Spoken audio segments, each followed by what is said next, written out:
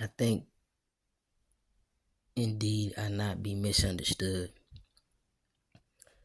My father is indefinitely Osiris. let's not misunderstand that. Um, but he's from Inglewood, California, where a young man wasn't used to seeing inspiration and not being cultivated by wisdoms that is far separated from the streets. When my father was growing up, they stole cars. First they stole bikes before gangbanging, then they stole cars during the Watts era with the Black Panthers. And then gangbanging really took a major turn, and then they started, shifting into that, and then crack hit late 70s, early 80s. So he was a young man that really never achieved true cultivation at its peak. He was the youngest on top of that. So he had older brothers who was already swiftly. So henceforth, I never really grew up with my father because, he started selling drugs, and, he was a millionaire before I was even before I was even born. Dude was a millionaire, you know what I'm saying? So, but what's funny about that is, he goes to prison when I'm young, about, I don't know, about 8, 9, maybe I was about 7, 8. He go to prison when I'm young, and then, I carry on throughout life, and I go to prison when I'm about 19, and I didn't grow up with this guy. So it was it was in the diagnostics, the DNA of just get into some shit, get into some trouble, learn shit the hard way, because that absentee Osiris. You dig what I'm saying? So when I speak about a lot of things in terms of knowledge and inspiration and intellectualism and co-creation, creation, passion, wisdoms, knowledges, comedic mysticism, mysteries, metaphysics, philosophies. Come on, when I go there, I'm coming from a place of being a victim of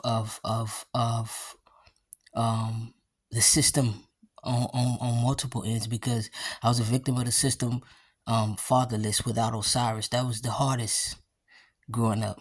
Like, that was the hardest growing up. And then to be a victim of my own systematic injustices, where I had to stand in front of a judge and experience prison and experience the penitentiary system and experience mass incarceration by the justice system, was something that had inspired and had cultivated a separate responsibility. I don't think that I would have ever stepped into my birthright or my calling or my necessity to this earth had I not experienced these things. But if I could be honest, man, I'd have gave all this shit away if I'd have grown up with Osiris, man. Cause this shit was hard trying to figure it out, like, and don't get me wrong, my mother is a hustler, Gemini, strong, wise, truthful Isis in real life, you know what I'm saying? But she was uncultivated as well, project baby as well. so she was a hustler, she was a worker, she was a thinker, she was a very creative, very very restorative, very very witty, very intellectual. Even in the hood, she never got too far away from the hood, but heavily intellectual.